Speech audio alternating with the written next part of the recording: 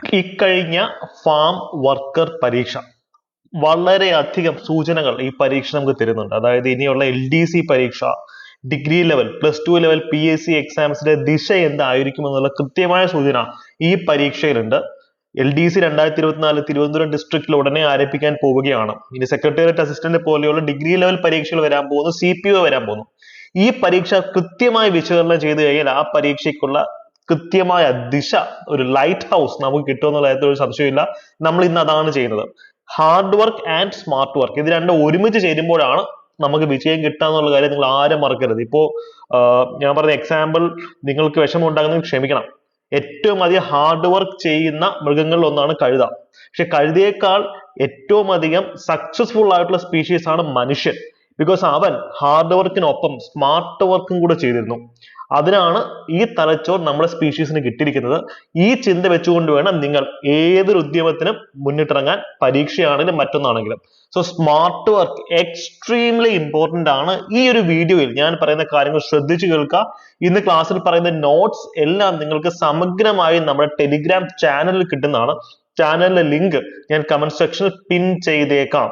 ദയവായി ടെലിഗ്രാം കുടുംബാംഗങ്ങളാവുക. നമ്മുടെ affordable courses, daily ഉള്ള ഫ്രീ മോക്ക് ടെസ്റ്റുകൾ, ഇത്തരത്തിലുള്ള PDF-കൾ ഒക്കെ നിങ്ങൾക്ക് അവിടെയാണ് കിട്ടുക. ഇത് പ്രാക്ടീസ് ചെയ്യാൻ വേണ്ടി നിങ്ങൾക്ക് എക്സ്റ്റെൻസീവ് ആയിട്ട് ഉപയോഗിക്കാവുന്നതാണ്. ഓക്കെ, അപ്പൊ നമുക്ക് ഒരു ചോദ്യത്തിലേക്ക് പോകാം. നമുക്ക് സ്റ്റേറ്റ്മെന്റ് ടൈപ്പ് ക്വസ്റ്റ്യൻസിലേക്ക് തന്നെ പോകാം. എല്ലാവർക്കും ബുദ്ധിമുട്ട് അത് തന്നെയാണല്ലോ. ഈ ചോദ്യം നിങ്ങൾ ജസ്റ്റ് ഒന്ന് നോക്കിക്കേ. ആസൂത്രണ കമ്മീഷനെ സംബന്ധിച്ചുള്ള ഒരു 4 സ്റ്റേറ്റ്മെന്റ് പ്രസ്താവനയാണ്. കൺഫ്യൂസ്ഡ് ആണ് ഞാൻ ഈ പറയുന്നതൊക്കെ. നിങ്ങൾ എക്സാം ഹോളിൽ ഇരുന്ന് ചിന്തിക്കുന്നതിനെ പറ്റിയാണ് ഞാൻ സംസാരിക്കുന്നത്. നിങ്ങൾക്ക് ഇപ്പോൾ കൂൾ മൈൻഡോട് കൂടി ക്വസ്റ്റ്യൻ കാണുമ്പോൾ ഈസി ആയിട്ട് തോന്നാം. പക്ഷെ എക്സാം ഹോളിൽ ആ പ്രഷറിൽ ആ 1.5 മണിക്കൂർ ടൈം കൺസ്ട്രെയിൻ ചെയ്ത് നിങ്ങൾ എങ്ങനെ ചിന്തിക്കണമെന്നാണ് ഞാൻ പറയുന്നത്. ഇവിടെ ശ്രദ്ധിച്ചു കേൾക്കാം. ചോദ്യം എന്താണ്? ആസൂത്രണ കമ്മീഷൻ നടപ്പിലാക്കിയ 1ാം പഞ്ചവത്സര പദ്ധതിയുമായി ബന്ധപ്പെട്ട ശരിയായ പ്രസ്താവന എന്ത്? ഞാൻ ഡൗട്ട് ചോദിച്ചോട്ടെ. നിങ്ങൾ ഒന്നും പഠിക്കാത്ത ഒരാളാണെങ്കിൽ പോലും ഈ ചോദ്യം നിങ്ങൾക്ക് ഈസി ആയി കറക്കി കുത്താവുന്നതാണ്. ഞാൻ പല സ്റ്റേറ്റ്മെന്റ്സിലും പല ചോദ്യങ്ങളും പറഞ്ഞിട്ടുള്ള സിദ്ധാന്തമാണ് അല്ലെ, സ്റ്റേറ്റ്മെന്റ് കൺസിസ്റ്റൻസി പ്രിൻസിപ്പിൾ. ഇവിടെയാണ് സ്മാർട്ട് വർക്കിന് ഇമ്പോർട്ടൻസ് വരേണ്ടത്. എന്റെ കൂടെ നിങ്ങൾ അടുത്തൊരു 30 സെക്കൻഡ് നിൽക്കാം. ഓക്കെ, നിങ്ങളുടെ ചിന്താഗതികളൊക്കെ മാറി പറയും. ഈ 2 സ്റ്റേറ്റ്മെന്റ്സ് കണ്ടോ? 3ാമത്തെ സ്റ്റേറ്റ്മെന്റിൽ പറയുന്നു കാർഷിക മേഖലയുടെ സമഗ്ര വികസനത്തിന് ഊന്നൽ നൽകി. സെക്കൻഡ് സ്റ്റേറ്റ്മെന്റ് പറയുന്നു വ്യാവസായിക വികസനത്തിന് ഊന്നൽ നൽകി. കൃഷിയും വ്യവസായവും, agriculture industry, primary sector, secondary sector, ഇത് രണ്ടും ഡിഫറെന്റ് അല്ലേ? ഒരെണ്ണത്തിനല്ലേ ഊന്നൽ നൽകാൻ പറ്റുള്ളൂ. രണ്ടെണ്ണത്തിന് ഊന്നൽ നൽകാൻ പറ്റും? 1ാം സ്ഥാനത്ത് 2 പേർക്ക് വരാൻ പറ്റുമോ? അപ്പൊ ഫസ്റ്റ് സ്റ്റേറ്റ്മെന്റ്, സെക്കൻഡ് സ്റ്റേറ്റ്മെന്റും തേർഡ് സ്റ്റേറ്റ്മെന്റ്സും പരസ്പര വിരുദ്ധങ്ങളാണ്. ഇത് നമ്മൾ പഞ്ചവത്സര പദ്ധതി പഠിക്കുമ്പോഴേ പറഞ്ഞത് ഏതോ ഒന്നിന് പ്രൈമറി സെക്ടർ, ഒന്നിന് സെക്കൻഡറി സെക്ടർ ഒക്കെ നമ്മൾ പഠിച്ചിട്ടുണ്ട്. അപ്പൊ സെക്കൻഡും തേർഡും ഇതിന് ഒരുമിച്ച് ശരിയാവാൻ പറ്റില്ല. ഇതിൽ ഏതെങ്കിലും ഒരു സ്റ്റേറ്റ്മെന്റ് മാത്രമേ അറ്റ് എ ടൈം ശരിയാവുള്ളൂ. അപ്പൊ സ്റ്റേറ്റ്മെന്റ് 2ഉം സ്റ്റേറ്റ്മെന്റ് 3ഉം ഓപ്ഷനിൽ ഒരുമിച്ച് വരുന്ന ഓപ്ഷൻസ് എല്ലാം എലിമിനേറ്റ് ചെയ്തേ. 1 പോയി, C പോയി, D പോയി അല്ലെ. അപ്പൊ ആൻസർ B എന്ന് കിട്ടി. ഇവിടെ നിങ്ങൾ എക്സാം ഹോളിൽ വർഷമൊക്കെ കണ്ട് കൺഫ്യൂഷൻ ആവും. 1951-ലാണോ 50-ലാണോ ആരംഭിച്ചതെന്നൊക്കെയുള്ള കൺഫ്യൂഷൻ വരും. അതിന്റെ ആവശ്യമില്ല. ലോജിക്സ് യൂസ് ചെയ്ത് ഈസി ആയ ചോദ്യത്തിലേക്ക് എത്താൻ പറ്റും. ഇതാണ് കറക്കി കുത്ത എലിമിനേഷൻ ടെക്നിക്സ് എന്ന് പറയുന്നത്. പക്ഷേ എലിമിനേഷൻ ടെക്നിക്സ് മാത്രം മതിയോ? പോരാ. നമുക്ക് സിലബസിനകത്തുള്ള ഓരോ ടോപ്പിക്സും ഇന്റൻസീവ് ആയിട്ട് പഠിക്കണം. പല സ്റ്റുഡൻസിന്റെ റിക്വസ്റ്റ് അനുസരിച്ച് എലിമിനേഷൻ ടെക്നിക്സിന്റെയും സ്മാർട്ട് സ്ട്രാറ്റജിയുടെയും റാങ്ക് മേക്കിംഗ് ചോദ്യങ്ങൾക്ക് മാത്രമായി ഒരു എക്സ്ക്ലൂസീവ് ബാച്ച് നമ്മൾ ആരംഭിച്ചിട്ടുണ്ട്. ഇത് ഇൻഫാക്ട് നിങ്ങൾക്ക് ഫ്രീ ആയിട്ട് തന്നെ കിട്ടുന്നറിയാം. ബിക്കോസ് 100%-ഓളമാണ് ഇത് ക്യാഷ് ബാക്ക് പറയുന്നത്. അഡ്മിഷൻ ആദ്യ 100 വിദ്യാർത്ഥികൾക്ക്. ഈ ബാച്ചിന്റെ ഭാഗമായി കഴിഞ്ഞാൽ നിങ്ങൾക്ക് ഞങ്ങളുടെ മറ്റ് ലോങ് ടേം ബാച്ചുകളിലേക്ക് വരുമ്പോൾ, സെക്രട്ടേറിയറ്റ് അസിസ്റ്റന്റ് അല്ലെങ്കിൽ ജനറൽ ബാച്ചിലേക്കൊക്കെ വരുമ്പോൾ ഇവിടെ നിങ്ങൾ അടയ്ക്കുന്ന ഫീസ് കംപ്ലീറ്റ്ലി ഡിസ്കൗണ്ട് ചെയ്ത് കിട്ടുന്നതാണ്. ഒരു വർഷം വീഡിയോ ലൈവ് ക്ലാസ്സുകൾ ഉൾപ്പെടെയുള്ള ബാച്ചിന് 1211 രൂപ മാത്രമാണ് നിങ്ങൾക്ക് ഫീസ് ആവുന്നത്. നിങ്ങൾ സാമ്പത്തികമായി പിന്നോക്കം നിൽക്കുന്ന ആൾക്കാരാണെങ്കിൽ അതിന് സർട്ടിഫിക്കറ്റ്സ് അഡ്മിഷൻ ടീമിന് അയച്ചു കൊടുത്താൽ മതി. നിങ്ങൾക്ക് ഇതിലൊരു സ്പെഷ്യൽ ഡിസ്കൗണ്ട് ലഭിക്കുന്നതായിരിക്കും. അപ്പൊ ഇതാണ് നമ്മുടെ PSC സ്മാർട്ട് ബാച്ച്. ഇത്തരം സ്ട്രാറ്റജികളുടെയും ടൈം മാനേജ്മെന്റ്, എലിമിനേഷൻ ടെക്നിക്കുകളുടെ തീവ്രമായ പരിശീലനത്തിന് നിങ്ങൾക്ക് അങ്ങോട്ട് വരാവുന്നതാണ്. അപ്പൊ ഇവിടെ പലരും ചോദിക്കുന്ന ഒരു ചോദ്യം, കമന്റ് സെക്ഷനിൽ നമ്പറിൽ കോൺടാക്ട് ചെയ്താൽ മതി. നിങ്ങൾക്ക് ബാച്ചിനെ പറ്റിയുള്ള മറ്റ് ഡീറ്റെയിൽസും അഡ്മിഷൻ പ്രൊസീജിയേഴ്സും കിട്ടും കേട്ടോ. അപ്പോൾ ഇത് മറ്റൊരു ചോദ്യമാണ്. ഇതൊരു സൂചനയാണ്. ഈ നമ്മൾ കണക്കി കുത്തിയാൽ മാത്രം മതിയോ? പോരാ, കാര്യങ്ങൾ അറിഞ്ഞിരിക്കണം. കാര്യങ്ങൾ അറിയാവുന്ന സെൻസ് ഈ ചോദ്യം ആൻഡമാൻ ആൻഡ് നിക്കോബാർ സമൂഹവുമായി ബന്ധപ്പെട്ട പ്രസ്താവനയിൽ ശരിയായത് കണ്ടെത്താനാണ് ചോദിക്കുന്നത്. ശരിയായത് കണ്ടെത്തുക. 1ാമത് സ്റ്റേറ്റ്മെന്റ് കണ്ടോ? അറബിക്കടലിലാണ് ദ്വീപ് സമൂഹം സ്ഥിതി ചെയ്യുന്നത്. ഇന്ത്യയുടെ മാപ്പ് ഒരിക്കലും കണ്ടിട്ടില്ല, ഏത് കൊച്ചു കുഞ്ഞിനും അറിയാം. അറബിക്കടലിൽ ലക്ഷദ്വീപും ആൻഡമാൻ ആൻഡ് നിക്കോബാറിൽ എവിടാണ് ബംഗാൾ ഉൾക്കടലിലുമാണെന്നറിയാം. അപ്പൊ ഫസ്റ്റ് സ്റ്റേറ്റ്മെന്റ് തെറ്റാണെന്ന് അറിയുമ്പോൾ തന്നെ എയും ഡിയും എലിമിനേറ്റ് ചെയ്തല്ല. ഇങ്ങനെയാണ് നമ്മൾ ചിന്തിക്കാൻ. ഒരു സ്റ്റേറ്റ്മെന്റ് ശരിയാണോ തെറ്റാണോ എന്ന് കൃത്യമായ ധാരണ കിട്ടിക്കഴിഞ്ഞാൽ അടുത്ത സ്റ്റേറ്റ്മെന്റിലേക്കല്ല ഓപ്ഷനിലേക്ക് വേണം പോകാൻ. അപ്പോൾ എയും പോയി ഡിയും പോയി. അപ്പൊ ഉത്തരം ഒന്നിൽ ബി അല്ലെങ്കിൽ സി വരും. ഇതിൽ രണ്ടിലും 2ഉം 3ഉം ഉണ്ട് കണ്ടോ. അപ്പോൾ ഇതിനകത്തൊരു യെസ് 2ഉം 3ഉം ഉണ്ട് അല്ലെ, 2ഉം 3ഉം ഉണ്ട്. അപ്പൊ 2 and 3 ഇത് കറക്റ്റ് ആയേ പറ്റുള്ളൂ. നിങ്ങൾ ഒന്നും പഠിക്കാതെ അല്ലെങ്കിൽ ഏറ്റവും ബേസിക് നോളജ് മാത്രം വെച്ച് 2ഉം 3ഉം വായിച്ചു നോക്കിയത് പോലും സ്റ്റേറ്റ്മെന്റ് 2ഉം 3ഉം നിങ്ങൾ വായിച്ചു നോക്കിയത് പോലും ഇല്ല. 2ഉം 3ഉം ശരിയാണെന്ന് നിങ്ങൾ കണ്ടെത്തി അല്ലെ. അപ്പൊ ഏകദേശം 200 ദ്വീപങ്ങളാണ് ആൻഡമാനിലുള്ളത്. പോർട്ട് ബ്ലെയർ ആണ് ഈ ദ്വീപ സമൂഹത്തിന്റെ തലസ്ഥാനം. ഇത് എല്ലാവർക്കും അറിയാം. പക്ഷെ ഇതൊരു പുതിയ ഫാക്ട് നോട്ട് ഡൗൺ ചെയ്ത് മാറ്റി വെക്കുക, ഇനിയുള്ള പരീക്ഷകളിൽ വരും.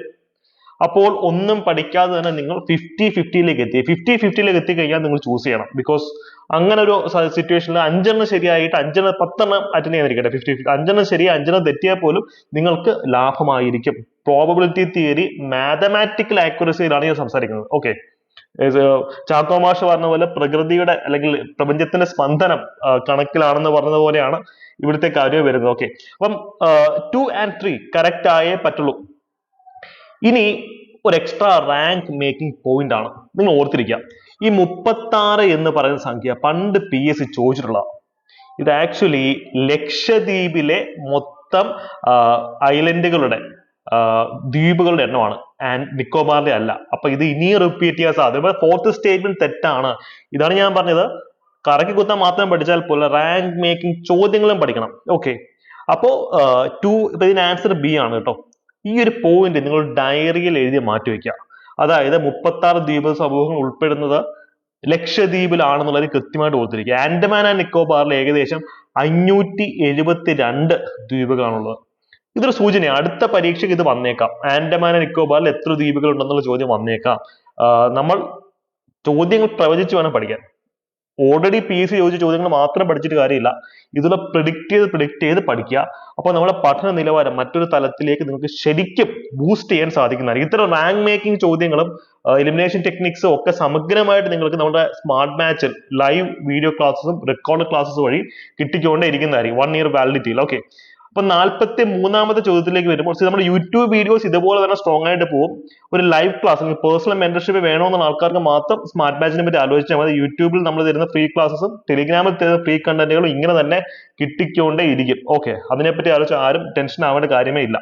അപ്പോൾ 43ാമത്തെ ചോദ്യത്തിലേക്ക് വരുമ്പോൾ ഇത് നമുക്ക് അത്തരത്തിലുള്ള ഒരു എന്താ പറയാ ഒരു എലിമിനേഷൻ ടെക്നിക്സിന്റെയും സ്മാർട്ട് സ്ട്രാറ്റജിയുടെയും ഒരു ക്ലാസിക്കൽ എക്സാമ്പിളാണ്. അതായത് കേരളത്തിലെ മലനാടുകളെ സംബന്ധിച്ച പ്രസ്താവനകൾ ശരിയല്ലാതെ ഇത് വട്ടം ഇട്ട് വെക്കണം കേട്ടോ. ശരി ഏത് തെറ്റേത് ആ ചോദിക്കുന്നത് ഞാൻ വട്ടം ഇട്ട് വെക്കാം. ശരിയല്ലാത്തത് കണ്ടെത്താനാണ് ചോദിച്ചിട്ടുള്ളത് അല്ലെ. 43ാമത്തെ ചോദ്യം. ഇത് ഭയങ്കര ഒരു ഈസി ചോദ്യമാണ്. 4 സ്റ്റേറ്റ്മെന്റ്സ്. ഇത് കണ്ട് നിങ്ങൾ ടെൻഷൻ അടിക്കേണ്ട കാര്യമില്ല. മലനാടുകളെ സംബന്ധിച്ചുള്ള പ്രസ്താവന. ഈ സ്റ്റേറ്റ്മെന്റ് ഉണ്ടോ, ഉയരം കൂടിയ കുന്നുകളും മലകളും അടങ്ങിയ പ്രദേശം. ഇത് എന്താണ് അവർ ഉദ്ദേശിക്കുന്നത്? പാലിന്റെ നിറം എന്ത് വെളുപ്പാണെന്ന് പറയുന്നത് ഒബ്വിയസ് സ്റ്റേറ്റ്മെന്റ് അല്ലേ. മലനാട് എന്ന് വെച്ചാൽ മലയുള്ള നാട്. മല എന്ന് വെച്ച് കഴിഞ്ഞാൽ ഉയരം കൂടിയ കുന്നുകളും മലകളും തന്നെ അല്ലേ. അപ്പം ഇത് തന്നെ അല്ലേ ഇത് പറയുന്നത്. സെക്കൻഡ് സ്റ്റേറ്റ്മെന്റ് എന്തായാലും 100% ശരിയാണ്. ഞാൻ ഈ പറയുന്നതിന്റെ റീസൺ എന്താണെന്ന് വെച്ച് കഴിഞ്ഞാൽ പല ആൾക്കാർ ഫസ്റ്റ് സ്റ്റേറ്റ്മെന്റ് സ്റ്റക്കായിട്ട് നിൽക്കും. 7.5 മീറ്റർ ആണോ 75 മീറ്റർ ആണെന്നുള്ള കൺഫ്യൂഷനിൽ നിൽക്കും. ഇവിടെ കൺഫ്യൂഷന് പ്രസക്തി ഇല്ല. ബിക്കോസ് നിങ്ങൾ ഒരു സ്റ്റേറ്റ്മെന്റിൽ സ്റ്റക്കായി നിൽക്കാതെ ഞാൻ പറയുന്നത് നിങ്ങളുടെ മനസ്സിൽ ഇപ്പം തന്നെ എഴുതി വെക്കാം. ഒരു സ്റ്റേറ്റ്മെന്റിൽ കൺഫ്യൂഷൻ സ്റ്റക്കായി നിൽക്കരുത്. അടുത്ത സ്റ്റേറ്റ്മെന്റിലേക്ക് നിങ്ങൾ പോകണം. മുന്നോട്ട് പട്ടാളക്കാരനെ പോലെ പോകണം. ഒരു സ്റ്റേറ്റ്മെന്റ് സ്റ്റക്കായി നിൽക്കരുത്. ബിക്കോസ് സെക്കൻഡ് സ്റ്റേറ്റ്മെന്റ് നമുക്ക് ക്ലൂ ഉണ്ട്. ശരിയല്ലാത്തതാണ് ചോദിച്ചിട്ടുള്ളത്. അപ്പൊ സെക്കൻഡ് സ്റ്റേറ്റ്മെന്റ് 100% ശരിയാ. മലനാടെന്ന് വെച്ച് കഴിഞ്ഞാൽ മലയുള്ള നാട് തന്നെയല്ലേ. സെക്കൻഡ് സ്റ്റേറ്റ്മെന്റ് ശരിയാണ്. അപ്പോൾ തന്നെ ബിയും പോയി ഡിയും പോയി.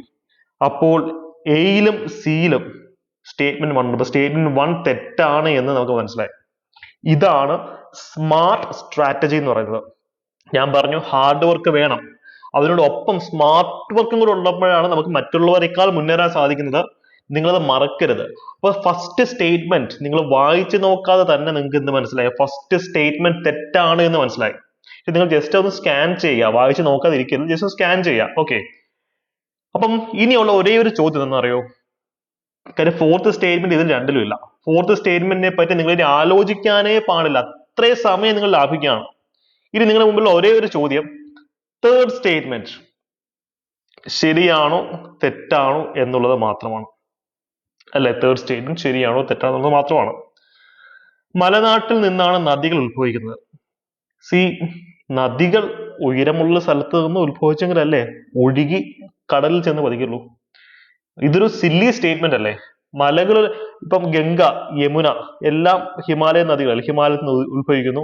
പെരിയാർ എല്ലാം മലകളുടെ മുകളിൽ നിന്നല്ല ഉത്ഭവിക്കുന്നത്. അപ്പൊ തേർഡ് സ്റ്റേറ്റ്മെന്റ് ഒബ്വിയസ്ലി കറക്റ്റ് ആണ് അല്ലെ. ചോദിച്ചിട്ടുള്ളത് ശരിയല്ലാത്ത സ്റ്റേറ്റ്മെന്റ് ആണ്. അപ്പൊ ഇതിൽ ഉത്തരം എ ആണ്.